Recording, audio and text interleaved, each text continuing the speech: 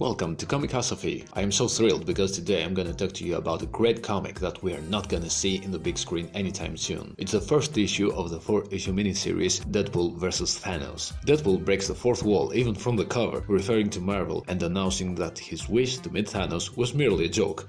But Marvel took it seriously, and this is the issue where we'll witness firsthand how this conflict first began. In the story's intro, we see a pic of Deadpool and Thanos action figures, and Deadpool shares with us that he and Thanos have in common their love for chimichangas and death. Not just death as in killing people, but the personification of it, Lady Death herself. Although a skeleton, she is very hot, and her and Deadpool were peachy, and then the big and purple man, the Chin Titan, comes to rain on their parade. Thanos claims that death is his one and only love, and out of pure jealousy, he curses Deadpool with immortality, so he never meets with death. A very useful thing when working as a merc, but hard to come by when he is in need of a little R&R with Lady Death. Our story begins somewhere in space, inside a spaceship. The battle between Thanos and Deadpool has already begun, and Thanos asks Deadpool what makes him think he could be an equal to a god. Deadpool's reply is cojones, a word he thinks is Spanish for wooden box, and he calls Thanos chin-ribbed. Awesome joke. Thanos reminds him that he granted him eternal life, but because of his insolence, he takes back his gift. Thanos stomps Deadpool to the ground in a one-page epic scene. Next, we have a previously yesterday cutscene on a private island. A servant talking on the phone says that his honored guest is Victor von...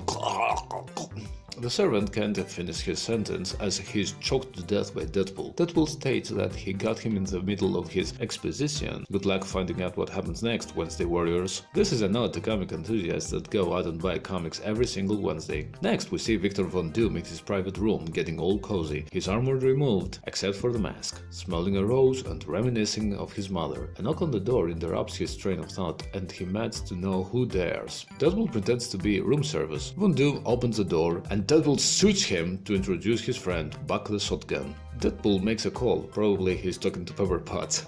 Check this out. Hello? Can I speak to Tony Stark, please? Oh, just missed him? He went on some Iron Man business? Is Thor there? No? Never mind, you sound good and trustworthy. It's not a big deal. Just tell Tony that I just did what he and his unusually beautiful god friend couldn't do. I took out of S.H.I.E.L.D. some of Nick Fury's dirty money, traveled to a private island, fought a buttload of Doombots, and then totally overkilled Victor Von Doom. No, not that guy. Like that movie with The Rock? Yeah, that guy. Just tell Tony that the job is done, and if he wants to go clubbing, he can come and pick me up with a Bugatti. And you know what? Tell him to bring you along. Wear some animal print, maybe zebra. While Deadpool is on the phone, turned his back to Doom's body, huge mistake. As Doom is now standing on his feet, his glove in hand, Deadpool notices him and asks, "Aren't thou dead, Doomio?" Doom admits that he briefly saw the light, and now he's back. So with an energy blast from Doom's glove, Deadpool is blasted out in the ocean and says that at least he will meet with his baby. So Deadpool is caught somewhere between life and death. His near-death experience is like a 70 porn flick. Death emerges from inside the mirror, and Deadpool asks her to come out of there so that they can get it on with some bone action. But Death asks for help as he disappears, and the mirror darkens, and then Deadpool is left with nothing but his fake mustache. Later on, a boatsman watches the news on TV, and the big story is that the dead don't die anymore. Deadpool threatens the boatsman to take him on a trip to the Caribbean. The boatsman believes the news, but if he can't die, Deadpool can't threaten him. So Deadpool sighs and offers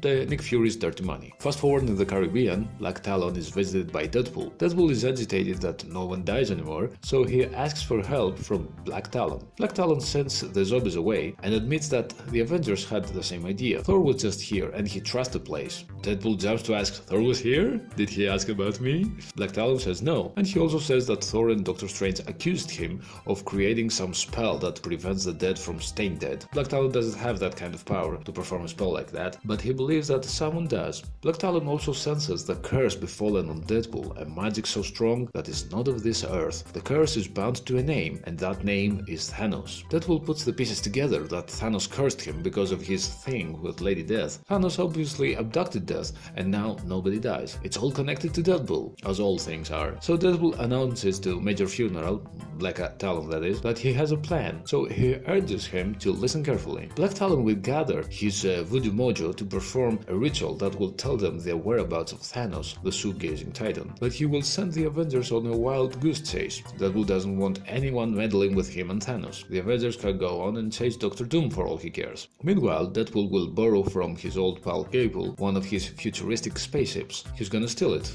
go to Thanos, kill him, get back with his babe Death, and Black Talon can go back to his chicken, Gonzo style. Black Talon says that Thanos is a tough opponent. Deadpool boasts of being an immortal mutant mercenary, and Thanos is a purple bozo that collects shiny pebbles, and his brother looks like the bastard child of Spock and Wolverine. How tough can he be? So now we're back in the story's beginning, the battle between Thanos and Deadpool. Thanos has pulverized Deadpool to the ground and announces that no living creature will die, except for Deadpool.